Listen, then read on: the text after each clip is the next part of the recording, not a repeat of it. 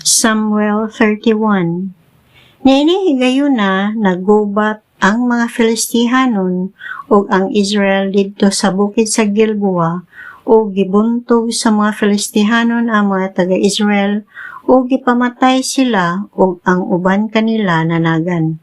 Naapsan sila sa mga Filistihanon o gipamatay sa mga Filistihanon ang mga anak ni Saul nga sila si Jonathan, si Abinadab o si Malki-Sua. Si Saul naapikihan o sa panagsangka o naigo siya sa mga pana sa kaaway o grabe ang iyang samad. Unya giina ni Saul ang tigdala sa iyang mga hinagiban. Dungga ba ako sa imong espada kay tingali unyag maoy makadunggab kanako kining mga Filistihanon nga wala mo tuog Dios ug himuon lamang akong katawanan. Apan wala mo dunggab kaniya ang tigdala sa iyang mga hinagiban tungod sa kahadlok. Busa gikuha ni Saul ang iyang kaugalingong espada o gidunggab niya ang iyang kaugalingon. Sa pagtan-aw sa tigdala sa iyang mga hinagiban nga patay na si Saul, nag-unay usab siya dunggab.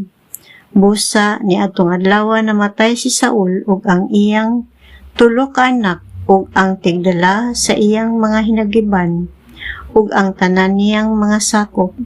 Sa pagkakita sa katawhan sa Israel nga didto sa pikas, walog ug ang didto sa tabok sa suba sa Jordan, nga nanagan ang mga kasundaluhan sa Israel ug nga si Saul ug ang iyang mga anak patay na, gibiyaan nila ang ilang mga syudad ug nangagew usab sila. Unya ang mga Filistihanon mo'y mipuli pagpuyo.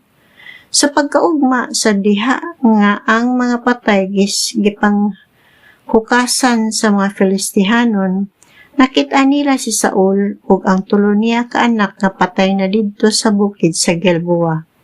Gilungguan nila og ulo si Saul ug ilang gikuhaan siya sa iyang hinagiban. Unya nagsugo silang mga tao aron pagpahibalo sa tanang Filistihanon o sa ilang mga Diyos. Gibutang nila ang hinagiban ni Saul dito sa templo ni Astarte o gibitay nila ang iyang lawas sa kota sa Betsan. Apan sa pagkasayod sa mga lumulupyo sa Jabes Gilead, sa gibuhat sa mga Filistihanon kang Saul, ang tanang isog nga tawo sa Jabes Gilead miadto sa pagkagabii o gikuha nila ang lawas ni Saul o sa iyang mga anak o gidala nila kini sa Jabes o gisunog.